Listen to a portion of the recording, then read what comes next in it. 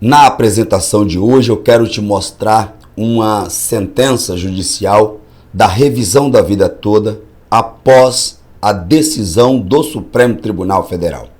Muitas pessoas estão me mandando mensagens querendo saber como anda essa situação depois da decisão do Supremo Tribunal Federal. Pois bem, vou mostrar uma sentença judicial em que o juiz embasa a sua decisão e cita aquele julgamento do Supremo Tribunal Federal. Vem aqui para a tela do meu computador a fim de que você possa compreender com detalhes tudo isso que nós vamos te apresentar a seguir. Olha aqui o trecho em que ele cita a decisão do Supremo Tribunal Federal. Antes, porém, eu quero deixar os dados do processo para aqueles que quiserem acompanhar. Aqui está o órgão que julgou, tá? O valor da causa e o número do processo, mas tudo isso eu vou deixar aí disponível na descrição do vídeo para que todos tomem conhecimento. Dito isto, vejamos. Eu peguei a parte do julgado que nos interessa. É uma sentença um pouco longa e aí quando ele começa a citar aqui a parte que nos interessa, eu extraí e coloquei aí para aparecer na tela de vocês. Diz o seguinte: assim, nos casos em que a regra transitória é prejudicial, ou seja, causa um prejuízo para esse segurado, deve ser aplicada a regra definitiva. Aquilo que nós já discutimos aqui em diversas outras oportunidades, em que eu digo, a decisão do Supremo Tribunal Federal foi exatamente nesse sentido, de possibilitar ao segurado que escolha aquela regra que lhe for mais benéfica, que lhe for mais vantajosa. Essa foi a decisão do Supremo Tribunal Federal. Por isso que quando me questionam sobre outras questões, como modulação, decadência, tirou ou não tirou, eu digo não, se concentre na decisão do Supremo Tribunal Federal, que foi nesse sentido, de possibilitar ao segurado se ele tem esse direito de escolher uma das duas regras, quais sejam, a definitiva ou a regra de transição. E aí, a decisão foi exatamente isso, você pode sim escolher a regra que lhe for mais vantajosa, que lhe for mais benéfica. Dependendo do caso, nós temos registros na literatura, especialmente jornalística, em que o segurado, após a revisão da vida toda, recebeu 300, 400, 500, 600 mil reais de valores atrasados, além de aumentar o valor do seu benefício mensal para até o teto da Previdência Social, que hoje, no momento em que eu gravo o vídeo para vocês, está em mais de R$ 7.500. Pois bem, continuando, optar pela regra definitiva, uma vez que a regra de transição não deve ser mais prejudicial do que aquela estabelecida na nova lei. O que o magistrado está dizendo aqui, gente? Ora, uma regra que vir depois, a regra mais nova, não pode ser pior do que aquela regra que já existia, porque isso prejudica o segurado que já estava no sistema. As regras do jogo não podem mudar durante a partida. Tem que ser estabelecida antes de iniciar o jogo. É isso. A pessoa que já estava como segurado da Previdência Social não pode ser prejudicado por uma regra nova. E é exatamente isso que o magistrado diz. Olha, uma vez que a regra de transição não deve ser mais prejudicial do que aquela estabelecida pela nova lei. Porque não é uma regra nesse momento definitiva. Está em transição. E essa regra de transição nunca, por princípios constitucionais, por princípios do direito previdenciário, não pode ser pior do que as regras definitivas. E aí ele continua.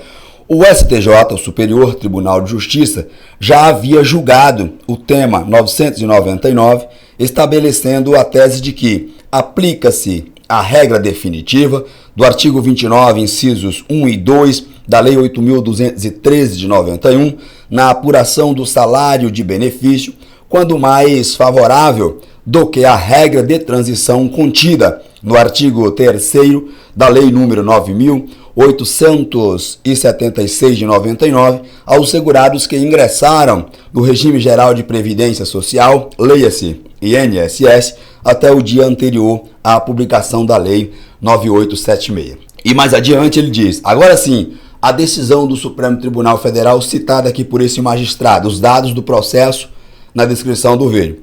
Recentemente, o STF, em julgamento do tema 1102-1102, formou maioria em favor da aplicabilidade da revisão da vida toda, indicando a constitucionalidade da tese. Nós já sabemos, dia 1º de dezembro último, o Supremo Tribunal Federal decidiu favoravelmente aos segurados da Previdência Social. Ou seja, em outras palavras, aprovou a chamada revisão da vida toda. Em um determinado trecho da sentença, o magistrado diz: desta feita, no caso do autor, que foi a pessoa que ajuizou essa ação, em que há diversas contribuições anteriores a 1994, conforme o CNIS, ou seja, o extrato previdenciário está fazendo prova aqui de que ele tem várias contribuições antes de 1994. Então, no caso dessa pessoa, o cálculo deverá ser efetuado com a aplicação da regra definitiva do artigo 29 da Lei 8.203 de 91, com alterações introduzidas pela lei, a lei nova aqui, ó, de 99, Lei 9.876, de sorte que o salário de benefício corresponderá à média aritmética simples dos maiores salários de contribuição, correspondente a 80% de todo o período contributivo, nos termos da regra definitiva, devendo o INSS, preste atenção, olha a condenação aqui, ó, devendo o INSS realizar novo cálculo da RMI, da renda mensal inicial da parte autora, obrigando o INSS a refazer, a recalcular as contribuições dessa pessoa. Agora, o mais importante, gente, olha o que o magistrado diz. Contudo, caso essa revisão redunde, ou seja, resulte em valor menor da renda mensal do seu benefício, deverá prevalecer a irredutibilidade do benefício previdenciário nos termos do artigo 194, inciso 4 da Constituição Federal, mantendo-se o valor atual. Vem aqui comigo. Está dizendo o seguinte: se você entrar com a revisão da vida toda e os cálculos resultar em um valor menor do seu benefício, ou seja, causar prejuízo, deve prevalecer, o princípio da irredutibilidade do valor do benefício, previsto lá no artigo 194, inciso 4 da Constituição Federal, que diz que o benefício previdenciário não pode ter o seu valor reduzido, tem que permanecer no mínimo o mesmo valor. Muita gente diz: não entra com a revisão da vida toda, que isso pode diminuir o valor do seu benefício. É conversa de quem não entende o direito previdenciário.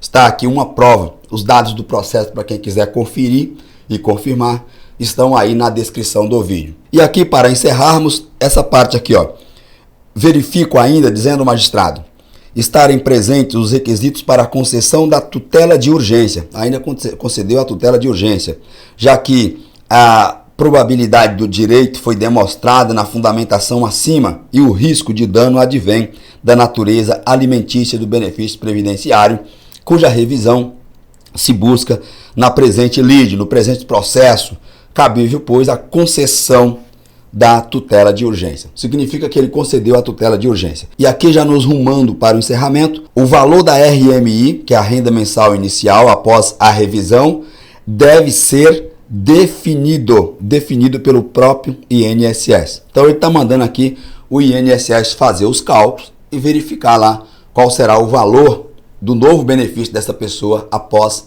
a revisão da vida toda. Uma decisão muito importante, digna de ser repercutida aqui em nosso canal. Agora, escreva aí abaixo nos comentários se você entendeu tudo que eu te expliquei até aqui. E aproveita a oportunidade para te convidar a inscrever-se no canal, ativar o sininho das notificações, a fim de que você seja avisado todas as vezes que fizermos uma nova publicação com assuntos importantes, como foi o caso do tema que eu acabei de te apresentar. Do mesmo modo, deixa o seu like, o seu joinha, para o YouTube entender que aqui nós tratamos de assuntos importantes para a sociedade. E por fim, compartilhe o vídeo em suas redes sociais e grupos de WhatsApp, a fim de que possamos informar e, por consequência, ajudarmos ao maior número de pessoas possíveis. Um forte abraço e eu te vejo na minha próxima apresentação.